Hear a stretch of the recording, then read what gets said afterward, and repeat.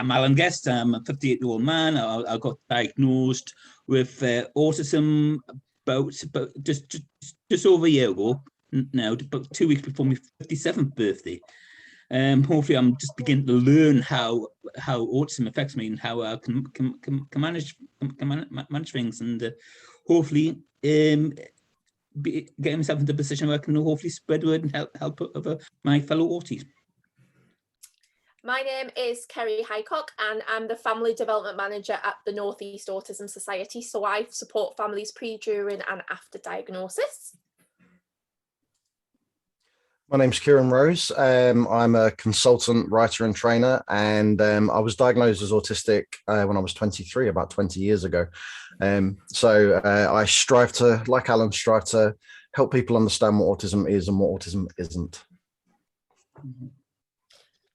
So I know, Alan, we wanted to put this video together, didn't we, just to understand, just to get people to understand a little bit more about what being autistic means. So what was your first question then, Alan? Well, what is autism? Do you want to go with that, Kieran? That's a big question. Some call it the autism spectrum. Mm-hmm. And as soon as it's kind of as a line from like mild to severe.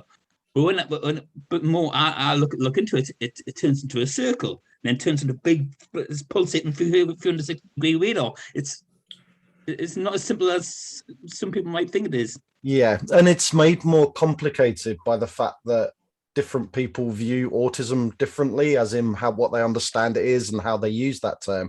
Professionals use it like an umbrella label where lots of things are just shoved underneath it. Lots of different co-occurring conditions and different experiences and all sorts of different things like that. Whereas from an autistic perspective, which I know that you look at it this way, Alan, as well, it comes down to autism is a name for our neurology, and it's about how we process information and communication and all those different things. Yeah. And then that's slightly different to how non-autistic people do those things. And and then on top of that, we have our identities, where we have lots of different aspects of our lives, how we grew up, what jobs we do, what religion we are, our skin color, all sorts of things like that, and our co-occurring conditions, which are kind of add-ons to those things and make us individual people. So that's why, from my perspective, autistic people look differently and present differently, because we've got lots of different things going on in our lives, like any other person on the planet, really. So it's, from my view, it's those two kind of separate things and looking at it in those two kind of separate ways. Yeah. And I think from a professional point of view, Alan, as somebody who is not diagnosed autistic, I would kind of really agree with what Kieran's saying. What I talk about with families is that difference in neurology.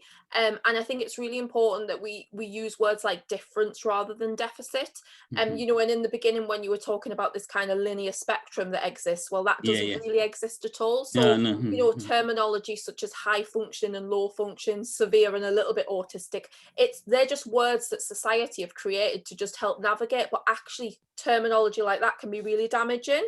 So what we need to talk about really is autistic people, you know, that may have autistic people that may have a learning disability, autistic people that might not have a learning disability, those autistic people that have co-occurring conditions alongside those that perhaps not. So I think, you know, I really liked your description actually there, Alan, of, you know, it's starting off as kind of a circle and then amalgamating into this kind of, you know, different kind of, you know, way of looking at it. And I think that's absolutely right, because, you know, when I talk about autism, and I know Kieran does this, we talk very much about spiky profiles. So the fact that, you know, we all have things that we are good at and we all have things that we are not so good at. And that applies to everybody, whether you're autistic or not. But sometimes for autistic people, those peaks and troughs can be a little bit bigger. And for me, it's always about understanding the person, you know, and I really, for me, if we're going to get anything across with this video today, it's that terminology, especially high functioning and low functioning, is very problematic, because when we say somebody is high functioning, we presume that they don't have any support needs and that, you know, they're just a little bit autistic or, you know, a bit quirky. That's not accurate. And when we presume somebody is low functioning, what we're actually saying is that they're incompetent in many areas when they're actually not. So I think that would be my take on it. I think I'm probably, if I'm getting, I'm one of those people who probably was diagnosed very late in life. When you think about it, some people, someone will get diagnosed in childhood, some will get in early 20s, like Kieran. But I was diagnosed in my late 50s, so it's for me, I had like 57 years of so-called normality, for want of a better label, and now trying to going back now after post-diagnosis, saying, hang on, there's certain things happened to me and do my life. I could well have been indications of I could well have been autistic. So it's trying to understand the whole thing, isn't it? Yeah, and that's really hard as well, Alan, because you've had your whole life where you've not known that there was a reason for certain things happening, and you've also not known that, you know, it's very easy when you don't understand what's going on to make your life difficult to blame yourself as well, when in actual fact you're now in a position where you're looking back and you're reframing everything through this different kind of lens that you're looking through now. And that helps you kind of forgive yourself for a lot of things, where you realize, actually, that wasn't my fault that this thing happened.